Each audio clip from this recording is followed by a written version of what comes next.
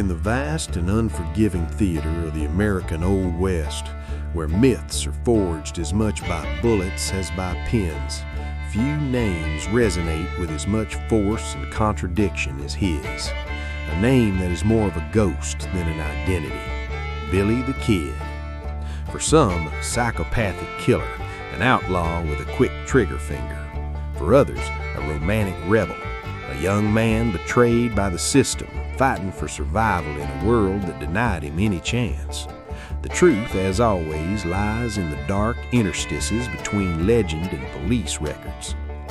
He wasn't born Billy the Kid. His name was Henry McCarty. Perhaps this is the first of his many disappearances, that of the child who existed before the myth.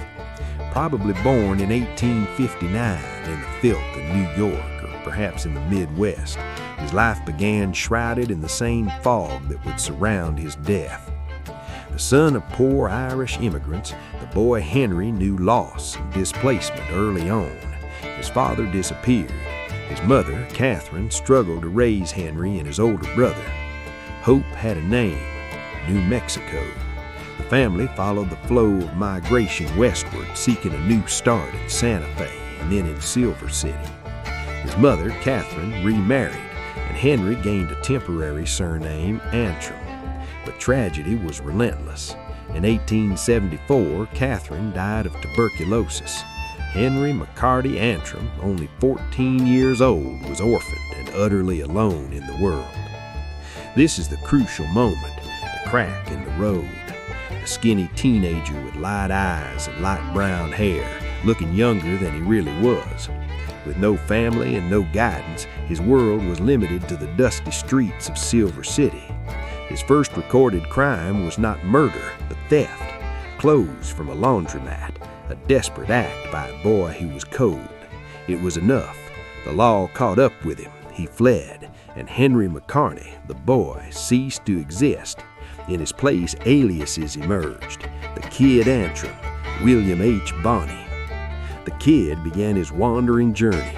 Arizona, New Mexico, sporadic jobs, dishwasher, mule driver. But the territory was violent, and the Kid seemed to attract violence like a lightning rod. In 1877, in Camp Grande, Arizona, a fight with a blacksmith, Frank Windy Cahill, ended in death. It was his first known homicide. The Kid claimed self-defense, but did not want to wait for a court verdict. He fled again, crossing the border back into New Mexico. He was no longer just a runaway boy. He was a fugitive. And it was in New Mexico that the legend would truly take on flesh, blood, and gunpowder. He ended up in Lincoln County, and there, at the epicenter of what would become known as the Lincoln County War, Billy the Kid met his fate. On one side was the Irish faction, led by rancher John Tunstall and lawyer Alexander McSween. On the other was the powerful business and political conglomerate of Lawrence Murphy and James Dolan. A war for contracts, cattle, and power, disguised as a legal dispute. The Kid allied himself with Tunstall, and here arises one of the most persistent and contradictory images, Billy the Kid, the loyal turncoat. He saw in John Tunstall, a cultured and gentle Englishman, the figure of the father and mentor he never had. When Tunstall was murdered in cold blood by men from the Murphy-Dolan group, something snapped in the Kid. Revenge, more than greed, became his fuel. He joined the Regulators, a group of supposedly legal special deputies who acted as a revenge squad. And on the road to revenge, a death toll rose. Sheriff William Brady, an ally of Dolan, was ambushed. Others followed. The Kid was at the center of the hurricane. He wasn't the leader, but he was the boldest, the most accurate, the most flashy. What was he like, this young man who at 18 or 19 was already the most wanted man in the territory? Reports described him as a boy of average height, thin, agile like a cat. He had blue-gray eyes that could be surprisingly friendly.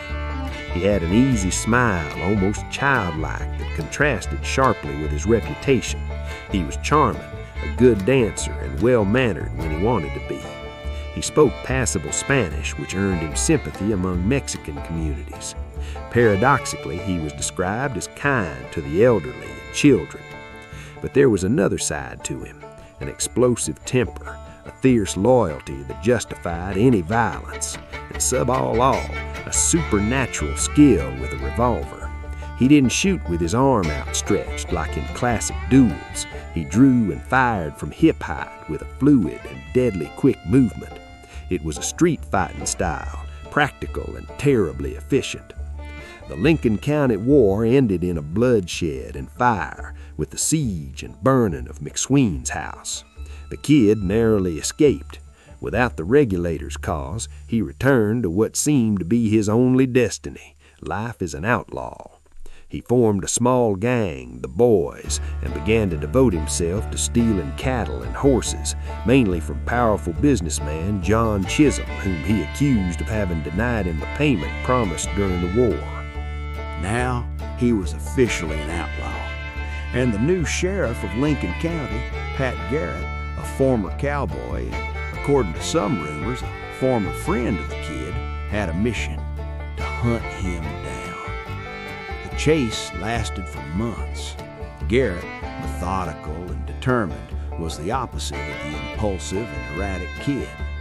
In December 1880, Garrett cornered the kid and his gang in a stone cabin in Stinking Springs. After a siege, the kid surrendered. He was arrested. In April 1881, he was tried, sentenced to death for the murder of Sheriff Brady, and sent to the gallows at Lincoln. The kid, then 21, was on death row, but he was not a man to accept a fate written by others. On the night of April 28, 1881, the feat that would solidify his legend forever took place. Locked up on the second floor of the Lincoln County Courthouse under the watch of 2 deputies, the kid managed to free himself from his handcuffs. In a moment of distraction, he overpowered one of the guards, took his gun, and shot the other, James Bill, who tried to escape down the stairs. Bill died in the fall. The other guard, Robert Ollinger, ran into the street when he heard the shots. From one of the windows, Billy the Kid, with Ollinger's rifle, called his name. When the man looked up, the kid shot him. Then, calmly, he cut the handcuffs still hanging from his wrist with an axe, stole a horse, and disappeared into the darkness. It was his last and most daring feat, and it lasted just over 2 months. Pat Garrett did not rest. He followed clues and questioned acquaintances. On the night of July 14, 1881, Garrett went to Pete Maxwell's farm in Fort Sumner. He knew that the kid, who had a girlfriend in town, might show up there. Garrett hid in Maxwell's darkroom. Around midnight, Billy the Kid arrived. Unarmed? Maybe.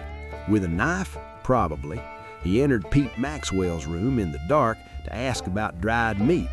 In Spanish, he whispered, "¿Quién es?" Who's there? From the darkness, Garrett recognized the voice. Twice. The kid jumped back, drawing his knife, and shouted, "¿Quién es?" again. That's when Garrett pulled the trigger. The bullet hit Billy the Kid in the chest just above the heart. He fell to the ground, dead. He was 21, or maybe 22. It is said that in his last moments, his clear eyes, reflecting the moonlight coming through the door, remained open, staring into the void.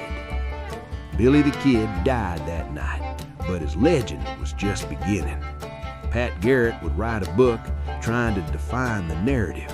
Newspapers in the East, thirsty for heroes and villains from the frontier, inflated the numbers. 21 men, one for each year of his life. In reality, scholars point out that he definitely killed 4 men, not counting those killed in the war, the gray area. Other possible victims bring the number up to perhaps 9. Far from 21, but more than enough. Who was he then? A product of his time, an orphan whom the brutal Old West molded into a lethal survivor. A young man for whom loyalty was the only law and betrayal the only mortal sin. His life was short, violent, and tragic. But his story touches on something fundamental, the fascination with the rebel, the fearless young man who defies the system even if his methods are reprehensible. Today, his grave in Fort Sumner is visited by thousands. His face, in a single faded tintype photograph, is worth a fortune. He has become the eternal kid, frozen in time, caught in the act of running away or drawing his gun, a ghost of the desert whose true story has been lost forever, buried under the weight of a myth, the myth of Billy the Kid.